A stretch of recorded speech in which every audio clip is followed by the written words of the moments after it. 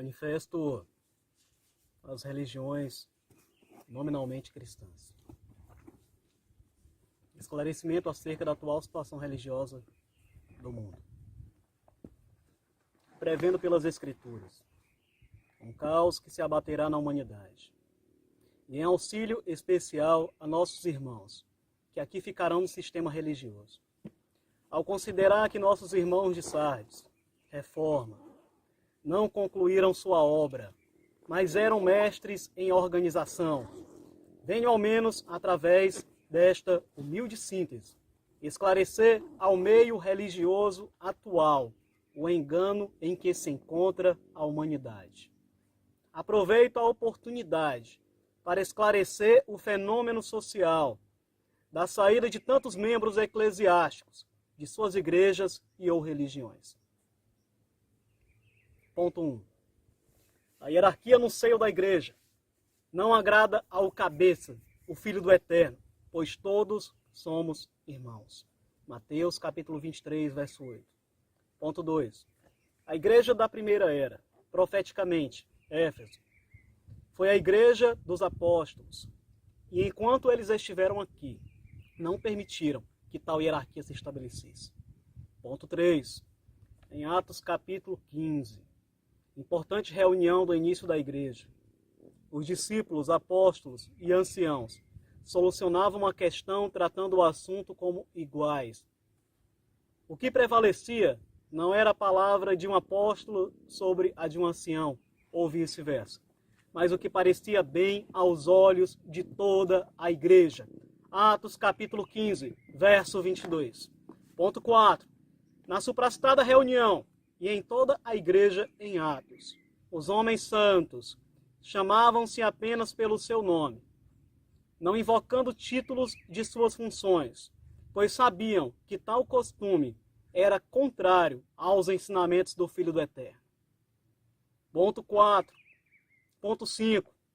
Os próprios anjos, seres ministradores do Eterno, não invocam e não invocavam títulos sobre os homens. Atos capítulo 10, verso 5.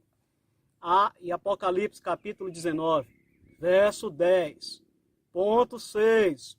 A obra dos nicolaítas, que queria adentrar na igreja da primeira era, Éfeso, também era um clero que estava querendo ser formado para se sobrepor aos irmãos comuns. Entendei a etimologia da palavra nicolaítas. Nico, do grego, conquistar.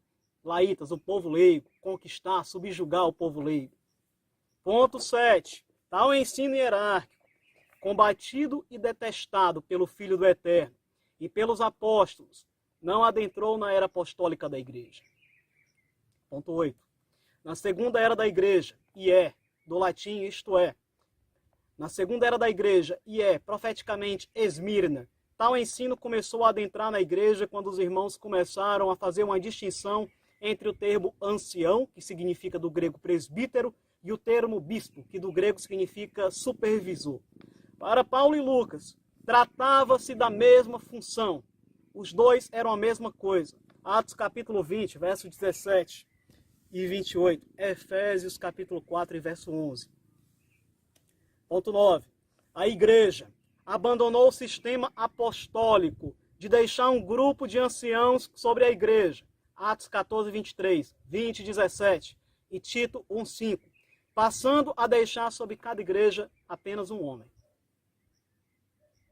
10. A hierarquia consolidou-se na terceira era da igreja, Pérgamo, a partir de Constantino, o qual tornou mais nítida a distinção clero-leigos. Apocalipse capítulo 2, versos 15 e 16.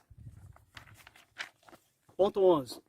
A aliança da igreja com o Império Romano, juntamente com o clero formado, proporcionaram um caminho aberto para a exploração do povo, a doutrina de Balaão, que trabalhou contra o povo do Eterno por causa de um salário. Balaão do hebraico significa devorador, devorador do povo. Ponto 12. Cobram dízimos em espécies de não-judeus e não destinam valor substancial aos órfãos, viúvas e estrangeiros. Deuteronômio, capítulo 14, versos 28 e 29. O dízimo instituído por Moisés no ponto 13 não era e nem podia ser praticado em dinheiro. Deuteronômio capítulo 14, versos 22 ao 29. 14.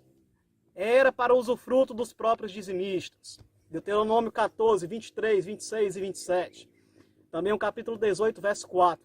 Porém, sem desamparar os levitas que estavam junto aos dizimistas. Ponto 15. Ireneu, um dos mensageiros da igreja. Orígenes, Justino Marte, Tertuliano, Cipriano, Crisóstomo e outros do século 2 ao 5, que compõem a história da igreja, nos falam somente de contribuições voluntárias na comunhão dos santos. Somente no século 6, a igreja romana, no sínodo de Macon, no ano de 582, é que o dízimo começou a ser ensinado como algo obrigatório e de forma generalizada. 16. Com o clero, nicolaítas, devido ao poder político do Império Romano, o caminho ficou aberto para todo tipo de heresia. 17. A igreja guardou o nome do Filho do Eterno até a sua terceira era, e é Pérgamo, cerca de 300 a 480 depois do Mashiach, depois do enviado do Pai. E está escrito: retens o meu nome, porque a igreja guardou o nome do Filho do Mashiach até esta era. Ponto 18. Entretanto, com a romanização da igreja, trataram também de instituir o idioma usado por Roma, o latim, como língua oficial de toda a igreja. As cerimônias litúrgicas passaram todas a serem feitas na língua romana. A igreja, ponto 20, a igreja romana incorreu no erro elementar de traduzir o nome do Filho do Eterno para o latim. Traduziram para Iesus. Ponto de número 21. Não por mera coincidência, o animal preferido pelos romanos e até hoje para os italianos, para fazer um sacrifício, era o porco. No latim, sus de Jesus significa porco. E isto é, mais sus, porco. Isto é, um porco. Ponto de número 22. Sabe-se que é prática elementar nas civilizações antigas atribuir o nome a alguém como um significado característico e ou religioso. Ponto 23. O nome do Filho do Eterno deve conter o nome do Pai. Ponto 24.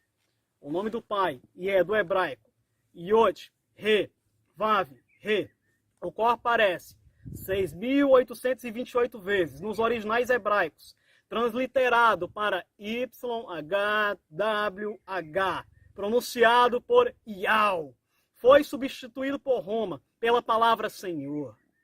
Senhor não é nome, mas é um pronome. As civilizações deveriam evoluir em linguística, mas com tal atribuição, houve uma regressão ao retirarem o nome do Criador, o qual se apresentou a Moisés, substituíram por uma estrutura linguística, que nem ao menos é um nome.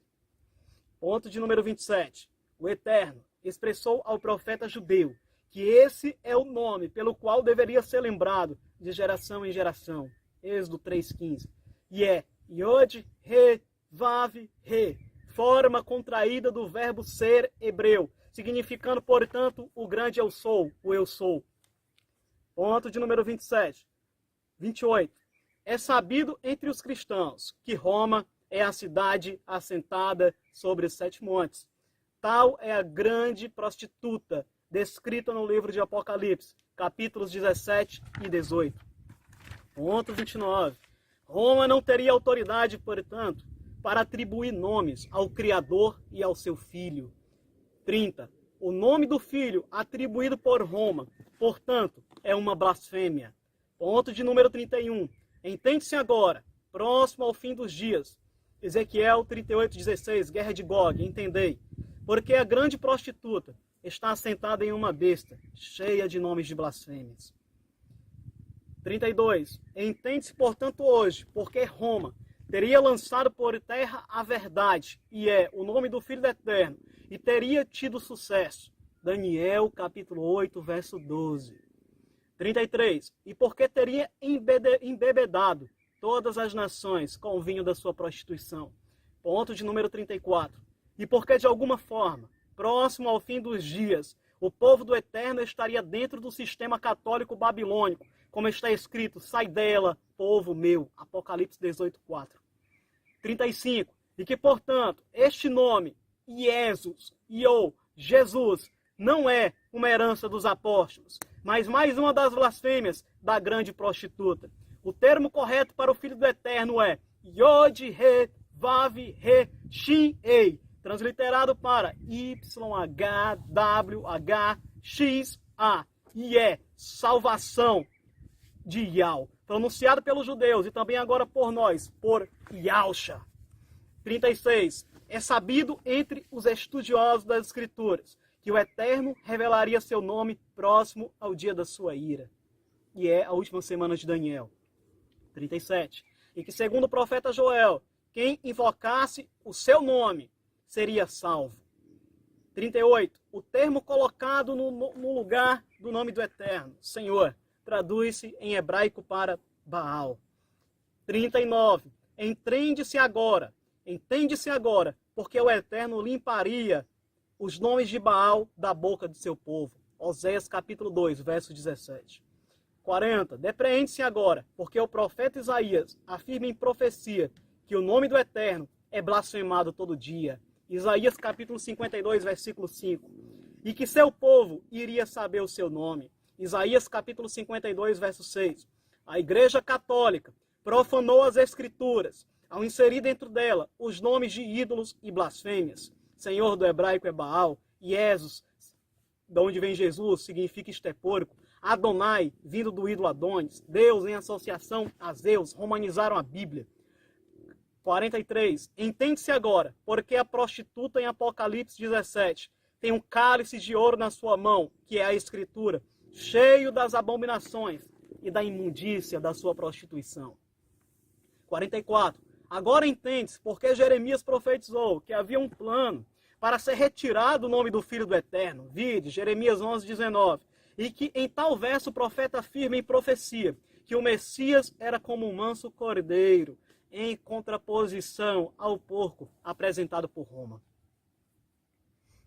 45. O nome do Filho do Eterno foi retido até a era de Pérgamo, com o irmão Martinho Toures, um dos mensageiros da igreja, sendo voltado a ser invocado de forma mais abrangente apenas na era de Filadélfia. E é hoje. Apocalipse 2:13, 3:8. 46. A igreja romana retirou a pronúncia do nome do Criador, dos nomes dos profetas e dos apóstolos. Como exemplo, temos aqui Ishaial, que traduziram erroneamente para Isaías. Irmial, que traduziram erroneamente para Jeremias. Daniel, que traduziram erroneamente para Daniel. Matitial, que traduziram erroneamente para Mateus, em associação ao ídolo Zeus e tantos outros. Ponto 47. Sabe-se que o termo El é um termo cananeu para o título hoje conhecido como Deus, e é celestial. E que em Canaã havia adoração a uma trindade formada por El, sua esposa Asherá e o seu filho Baal. E que tal religião veio da Babilônia a partir da trindade Nimrod, Semíramis e Tamuz, e que tal trindade se difundiu pelas principais culturas da terra. 49. Sabe-se que os judeus permaneceram firmes, sabendo haver apenas um Criador. Veja na Shemá de Moisés. 50. Sabe-se que o batismo praticado pela maioria das religiões nominalmente cristãs não é o mesmo dos primeiros séculos da história da igreja. É lamentável. 51. É também sabido que os apóstolos batizavam apenas no nome do Filho do Eterno. Atos capítulo 2, verso 38 e 19. Atos capítulo 19, verso 5. E Romanos capítulo 6, verso 3. Quanto mais outras passagens.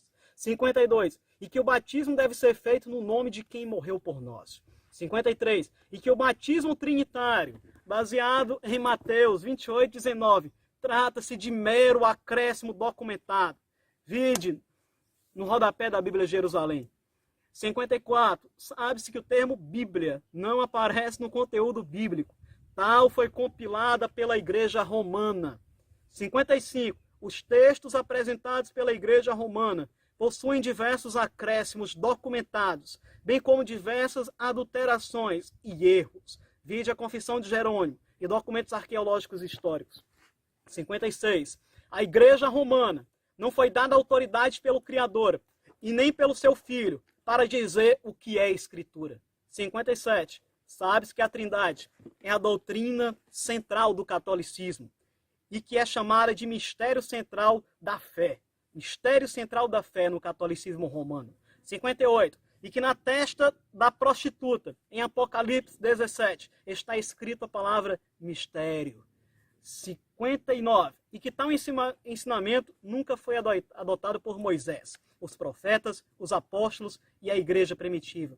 Pois sempre foi ensinado pelo povo de Al, o eu sou, que ele é único e não há outro além dele. Deuteronômio, capítulo 6, verso 4. Isaías, capítulo 43, verso 1. 44, 6. 45, 5 e 6. Tiago 2, 19. Judas 25. Todas as escrituras. 60.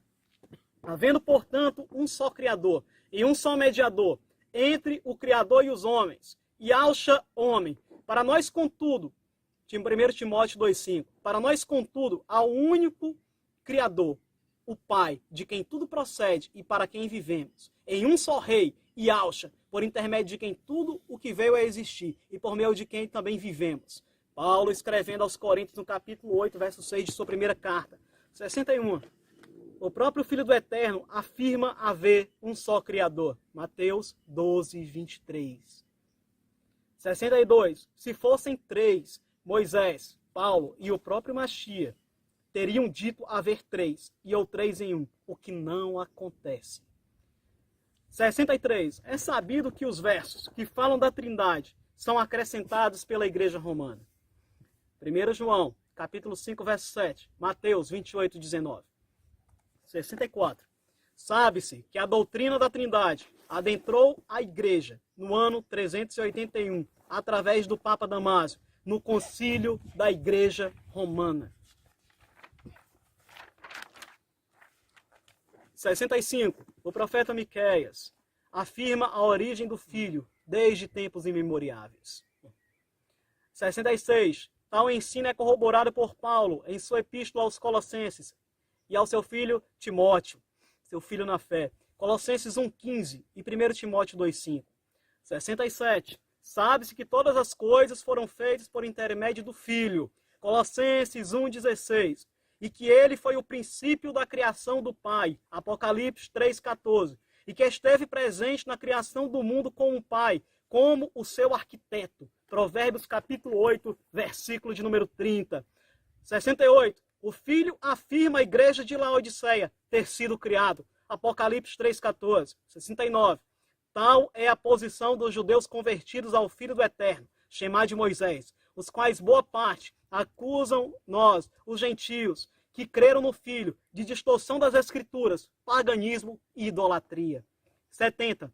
A distorção romana de que há mais dois deuses, somado a Ial, para ser formada uma trindade em um só, provém de Babel e tem sido uma confusão no meio do povo do Eterno. A própria Babel significa confusão. E a palavra mistério, na testa da prostituta, no entendimento dela, da grande prostituta, é traduzido no meio católico pelo mistério da Santíssima Trindade. 71. A doutrina da eternidade do Filho só foi adotada pela Igreja Romana no Concílio de Nicéia, cerca do ano 325, dirigido por Constantino, imperador de Roma. 72. Roma não teria autoridade para afirmar haver outro Deus, além de Al. A autoridade de Roma não procede do eterno, mas é diabólica. 73. Os que divergiram de tal doutrina de Roma foram perseguidos e mortos. Sabe-se que Roma está manchado com o sangue dos santos e das testemunhas de Alcha. E que os termos em Isaías capítulo 9, verso 6, que geralmente eram atribuídos a reis. 76. E que a Igreja Romana traduziu erroneamente o termo Pai para sempre em Isaías 9,6, substituindo para Pai da eternidade. 77. E que o Filho afirmou que somente ao Eterno adorarás, e somente a Ele prestarás culto. Lucas capítulo 4, verso 8. e Mateus capítulo 4, verso 10. E que a igreja romana não teria autoridade para dizer haver outro terceiro Deus no concílio chefiado pelo Papa Damaso no ano 381. 79. E que de acordo com os judeus que receberam a escritura do próprio Eterno, o Espírito do Eterno trata-se da extensão do próprio Criador e não outro Deus. 80. Roma buscava introduzir a adoração do triângulo, criada pela Babilônia e difundida pelas culturas da terra. Tal ensino não provém da figueira que é Israel, mas da grande prostituta que adotou o sistema babilônico. 81. Entende-se, portanto, haver um só Criador e o seu Filho, por intermédio do qual foram feitas todas as coisas, o qual possui uma origem no Pai. 82. E a sua origem é desde tempos imemoriáveis, escreveu Miqueias. 83. O princípio da criação ideal, Apocalipse 3,14. 84. O Filho possui sua origem no Pai. 85. O Pai não possui origem. Ele é a origem de todas as coisas. 86. Sabe-se que a única suposta escritura que vai contra o ensino dos apóstolos e de Moisés é o chamado Evangelho de João. É sabido entre os estudiosos que tal evangelho não é de autoria de João. 87. É notório entre linguistas e historiadores de que ele foi elaborado por diversos autores e em diferentes épocas. 88. E que o mesmo está repleto de erros e contradições, como a hora da crucificação, as testemunhas da ressurreição, a apresentação dos discípulos ao Filho do Eterno, os anos de pregação do Machia e muitos mais. 89. E que foi muito usado por gnósticos e hereges nos primeiros séculos de nossa era. 90. E que o mesmo não era aceito por grande parte da igreja em seus primeiros séculos, sendo depois introduzida pela igreja romana. 91. E que o mesmo vai contra o Evangelho de Lucas, escrito por Paulo e Lucas no castelo de Cesareia, quando da prisão do apóstolo, e que foi atestado pelo apóstolo Paulo como escritura. O Evangelho de Lucas foi atestado como escritura, e o Evangelho de João bate contra o Evangelho de Lucas. Paulo afirma que todo evangelho apresentado, diferente do por ele anunciado, não seja aceito, mas maldito. 93. E que, portanto, não podemos basear a doutrina da igreja em um evangelho historicamente duvidoso e de origem não apostólica, totalmente contrário às doutrinas de Moisés e dos profetas. 94. Sabe-se que os judeus que creram no Salvador, denominados judeus messiânicos, não receberam tal evangelho e que acusam Roma de distorcer as escrituras e profaná-las com idolatria e paganismo. 95. Conclui-se, portanto, o entendimento de por que o diabo é o pai da mentira e porque ele engana todo mundo em Apocalipse 12:6. E porque a própria igreja estaria dentro do sistema babilônico, próximo ao fim dos dias. Apocalipse 18:4. 96. Sabe-se que o dia da ira do Eterno se aproxima e que aqueles que se purificarem experimentarão um grande livramento. Apocalipse 3:10, 14:1-5, Isaías 26:20. 97.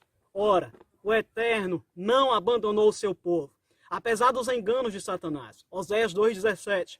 A romanização da igreja a profanou, mas não a destruiu. Daniel 8:11. E para o Eterno, o mais importante é a intenção do coração. 1 Samuel 16:7. 98. E que, portanto, o Eterno nunca abandonou aqueles que com o coração sincero o invocam. Salmo 145, verso 18. Mesmo pronunciando ignorantemente os nomes de blasfêmia. Oséias capítulo 2, verso 17. E que o Eterno não leva em consideração os tempos de ignorância, Atos 17:30, e ponto 100 e final, e que notifica agora a que todos os homens se arrependam. Nestas palavras, Igor Câmara Lima, Crateús, 29 de janeiro de 2020.